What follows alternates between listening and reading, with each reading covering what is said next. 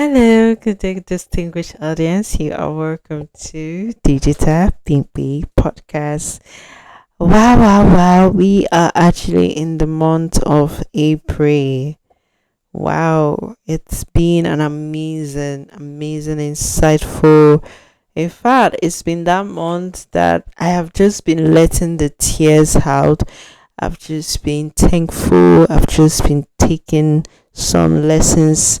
I've just been improving. I've just been, becoming the best version of myself. There is a lot to say, but today we are not focusing on the coaching aspect. We are actually focusing on the marketing aspect. And as you guys know, this podcast is all about media, marketing, tech, and education with a touch of coaching. Yeah. So we'll be talking about mastering Google Business Profile, your digital storefront. Okay. In a world where near me searches dominate consumer behavior, having a presence on Google isn't just an advantage, it's a necessity. Whether you run a cozy local boutique or a high end service agency, your Google Business Profile (GBP), formerly known as Google My Business, is often the first point of contact between you and a potential customer. Here is everything you need to know about optimizing your profile to turn searches into sales. Why it matters. The power of local SEO. When users search for services on Google, they are presented with a local pack, a map, and a list of three prominent businesses appearing. Here can drastically increase your foot traffic and your website click. A well optimized profile builds your trust. Reviews and ratings provide instant social proof, increases your visibility. It allows you to appear on Google Maps and local search results. It drives actions with call, message, and direction button. It minimizes the friction between a customer finding you and contacting you. What are the 5 essential steps to optimize your profile? You see, why I love my podcast is that I will be giving you a guideline that you normally will subscribe for, even though it's my agency and truly you're supposed to subscribe for these services, but you get some tips on part of the services that would really benefit you. And then if you feel these tips are working for you and you want to further explore more tips, you can book me for my Google My Business Profile services. Yeah. So let's get right into the 5 essential steps to optimize your profile. To stand out from the competition, you simply having a profile isn't enough.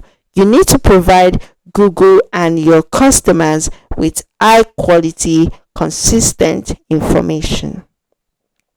Number one, you need to keep your NAP consistent. NAP stands for name, address, and phone number. You need to ensure that this information is identical across your website, your social media, and your Google profile. Discrepancies can confuse Google algorithm and lower your ranking.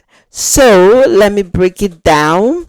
So basically, if your business name doesn't tally with your addresses and your phone number, then you would be causing a lot of discrepancies. So you need to ensure that your information is identical to what you put out on your website, what you put out on your social media, and what you put out on your Google profile.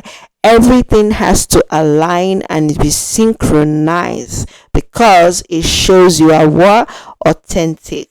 Number two, you need to choose the right categories. Your primary category is the most important. If you are a Google sorry, is the most important. If you are a digital marketing agency like my agency, we are into media marketing, tech, education. we, I'm just giving an example, right? You don't just settle for a consultant. I have to be as specific as possible and use my secondary categories to capture related services. So for me, I'm into like 5 industry, right? So I have to like, okay, choose one of those industries and capitalize it, and maybe later on tell them, okay, I do more than this, right? Because you can put like 5 industry in that Google profile. Okay, so in summary, you just have to make sure that you are specific as possible when you're choosing your category. It really has to align with what you are doing. Number three, you need to leverage high quality visuals. Profiles with photos receive significantly more requests for directions, exterior shot to help people find your building, interior shot to show off your brand vibe, product or service photo to showcase what you actually do. So basically, if you have a Google profile and you don't have pictures there, come on, you are not helping your brand, because you need pictures to actually boost your business portfolio, to make it more outstanding, for people to be like, okay, let me give you an example. A restaurant, let's say Cravens restaurant. We all know Cravens, right? Now imagine Cravens building their Google profile and they have no picture of their restaurant. How do you want people to find them on the Google map? Because even on Google map you can see an image of how the business look like, not just the address, but there will be an image. So having an image helps direction so easy, that when they go to this company address, because of what they see in the picture of the Google profile, they'll be like, oh, it's exactly what I saw. So that is exactly how you should think about what utilizing posting more pictures on your Google profile. Number four, manage and respond to reviews. Don't just collect reviews, you engage with them, you thank your happy customers for their kind words, and you address negative reviews professionally and promptly. This shows potential clients that you value what your customer services. But let me just share something with you. I would never encourage anyone to have the experience of negative review. Even if it's one, I don't encourage you. If you have a customer who is not satisfied with your work, I would rather suggest you don't let them review your Google profile. It's best you keep them away from it. I once had a similar experience where I did an excellent job for this woman in terms of music distribution services and page growth services. And the funny part is, she wasn't satisfied. So the mistake I made was I sent her my Google My Business review link, and then she went on it and went to comment negatively. And I told her that I did your work well and I do not expect this level of wickedness from you. So what did I do? I reported a review to Google, and thank God they actually took it down. So you need to make sure that you are so mindful of customers that review you on Google. Let it be a customer who is positive and excited about working with your brand. Another thing I used to also do is, when it comes to relating with brands about reviewing my services, I like to first of all ensure that we are on the same page. If I see that you're finding it difficult to review my brand, I just let you be. But I know that you have no good interest regarding my brand. So also, when they review, try as much as possible to reply to all your reviews, whether they are 10, 20, 30. I know it's not easy replying to comment, let alone review, but the more you reply, the more it boosts your word visibility, because those reviews are like a very significant role to making your business what's outstanding. Number five, use the post features. Think of your Google business profile posts as mini social media update. Use them to announce your upcoming sales, your events, and then new product launches. helpful tips related to your industry, and then we can talk about the common myth versus reality. Okay, I'm getting there very soon. So, number five, you have to use your post features. But let me tell you, you see that post features is very sensitive and very selective. I remember then I used to try to post about my services, and Google My Business would just send me a mail and be like, they did not approve it. Are you aware that they need to approve your post before it goes public on Google? If you didn't know, that is why you should stay tuned to this podcast at the end of it.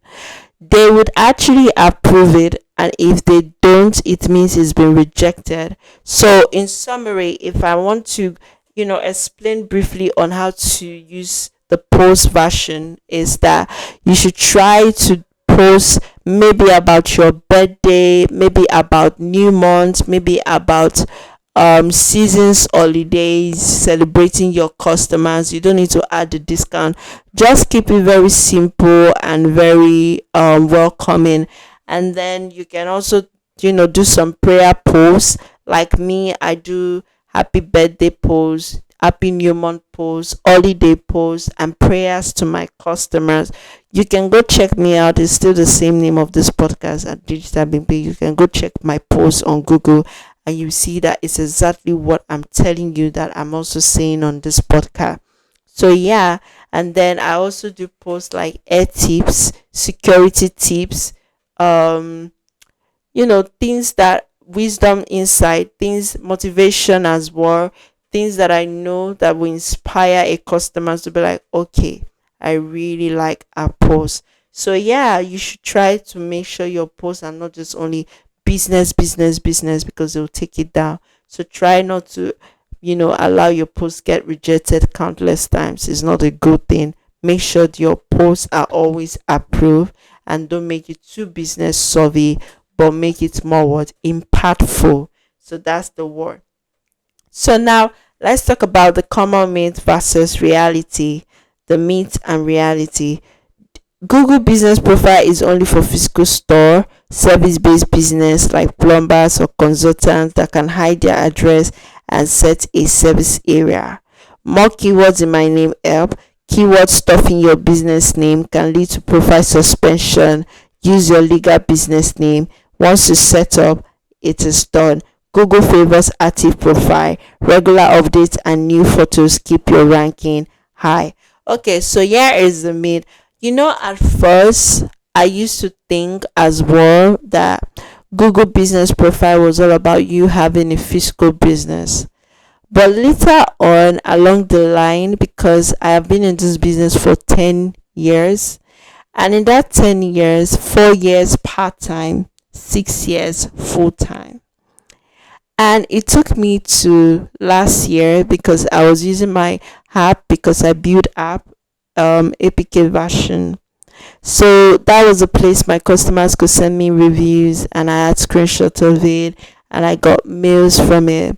And then I had to upgrade it because of AI, right? And I was supposed to take a certificate course regarding AI engineering so that I could perfect my development of app using AI, right? But I have not had the time for it. So that was where I was like, okay, let me work on my Google Business Profile. And then I got the inspiration because my elder brother is so active on Google Business Profile. So I was like, okay, let me give it a try again, because the last time I did, it was telling me I need to send my post address, I need to expect a document, and then they send me a code and all of those things. And then I just got fed up. And I remember that I had some couple of people who were telling me, do I render Google Business Profile services? And I told them no, because at that point I wasn't really into it. But now I render it as a services, so it's something I can do for you. So yeah, it took me like last year to figure out that Google Business Profile had really expanded in such a way that you necessarily do not even need to have a physical store before you can update your Google Business Profile, or before you can set it up or create an account. You can actually do that without even having a physical storefront, because it's something related to digital. They would package your business in such a way that they necessarily don't even need to talk about the address. They just talk about what are the things that you do, and the landing pages, like the CTA, like the message, the call, the website, and then testimonials like the reviews and the posts, which we are talking earlier on. Those are those things that are on the profile. So just have it at the back of the mind that it's not about, oh, you need to have a physical address. Before then, they were doing it that way, but along the line they had revolved, they had evolved, and they have made a lot of changes, and they are no longer relying on the fact that you need to have a physical storefront, because they are beginning to understand and accept the fact that digital business is here to stay, and whether people like it or not, they just have to get immersed with the new technology, the new artificial intelligence, the new social media, and get used to the fact that addresses is about what your location online now, not even your physical address. Most people don't even need to go to your office now for them to buy a product. All they just need to do is go to their app, buy the product, order it, and then they have a delivery system that will deliver it to them. So I hope I've been able to clarify the myth and also make you understand the reality of it. So if you have a question about it, don't hesitate. My number is going to be on the description bio, my email address and everything. You can connect with me, ask me questions, tag me, comment that okay, I listen to your podcast and I'm so interested to know more, and then we can do a one-on-one consultation guidelines, and I render my expertise to you and put you through on everything. So that is it. And I also want to use this opportunity to say that if you patronize my premium package on social media management, the package that is worth the amount, I would definitely do a discount for you on Google Business Profile. But if your package is basic, I won't do it for you. So now, what's the final thought? Your Google Business Profile is a living asset. By treating it with the same care as your website or physical office, you create a seamless bridge for local customers to find trust and ultimately choose your business. Pro tips: check your Insight tab monthly to see exactly how people are finding you, whether it's through branded searches or discovery searches, and adjust your strategy accordingly. So another interesting thing is Google Business Profile sends you analytics to your mail, so you don't even need to even stress. They are going to send you the insight: how many people visited you, how many people click, and how many people called you, all that and all of this stuff. So yeah, it's a really living asset, and you just have to treat it with priority, and that way people will choose your business and customers will find you all over the world. So yeah, we have a coaching group, so the WhatsApp link is going to be on my description bar. We also have a WhatsApp channel, you can go follow it. We have a YouTube channel, Digital Bimpe TV. Please subscribe. We just hit 1,330 something. Like, I'm so grateful for the growth. I was even about to post it on social media, but I have so much on my plate. I have so much pending work to do, but definitely I'm going to talk about it. Thank you so much for subscribing. Thank you so much for being a part of the family. Thank you to all the people engaging on my YouTube, liking, viewing, reposting, commenting. I see you guys and I love you so much. And then I also want to talk about my book, A Simple Life. You can click on it on Sefani, and you can also get the copy of the book on Seller. And then you can support me with any token on Sefani. If you love my podcast, you love what I'm doing, the impact I'm giving out, the value providing, the insight that other people won't take their time to explain, but I'm taking hours sitting down and recording my knowledge to you to help you and to position your business rightly. And then if you want to support, kindly support with any amount and in any currency. Okay, so you can also Google search for Digital Bimpe Podcast, and you can also Google search my business profile, Digital Bimpe. So if you want to advertise your podcast, you want to collaborate with me, you need my media marketing, tech and educational services, don't hesitate. Click on our landing page website, which is a tap link. Click on it. You can also call or WhatsApp me on +234 814-748-0036. And then we have a podcast resources guideline. You want to be podcasting like me, you need a back-to-back guidelines that will position your podcast rightly and make you what recognized and outstanding. Yes, get a copy of my guide. It's on Stephanie. The link is going to be on the description bar. It's going to put you through on how to start a podcast. It's going to break down the barriers, the entry in 3 phases, your setup, your content, your launch. And guess what? I am not gatekeeping, no flop. It's just the roadmap. Thank you so much for listening to the podcast. I really enjoyed April podcast, and I'm going to see you in the next podcast series next month by the grace of God. And it's still your one and favorite host, Digital Being Paid. Stay safe, love you, and bye.